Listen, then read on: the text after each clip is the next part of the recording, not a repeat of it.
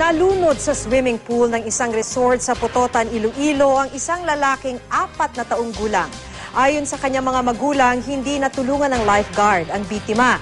Pero ayon sa pamunuan ng resort, dapat binantayan din daw ng magulang ang bata. Makibalita tayo kay Jason Gregorio ng GMA Iloilo. Sa swimming pool ng isang resort sa Putotan, Iloilo, nalunod ang 4 na taong gulang na si Gian Dave Septemo. Ayon sa mga kaanak, nakipag-birthday party sila nang mangyari ang insidente. Nakaligtaan isang anda nga parents, no? Nga pormiron kapaligo ni ng bata sa kiddie pool. But then nagka-silo sa junior pool, nga medyo madalom na nga pangkuan. Why nila makita, so sang orihe din nila nakita nga paglutaw na sang bata.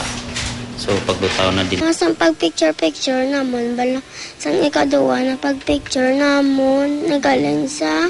Din sa nagadto? Nagadto, to sa mga sa dagko na pang ano, bala? Tapos, nag-swimming siya. Nagkakapay-kapay sa... Labis ang pagdadalamhati ng mga kaanak ng biktima. Sana raw natulungan ng lifeguard ang bata. Ayon naman sa pamunuan ng resort, hindi sila nagkulang dahil nagbabantay naman daw ang kanilang mga lifeguard. Pero dapat daw, nagbabantay rin ang mga magulang ng bata. Tukso guro, amo to nga way matulupang dan sang lifeguard.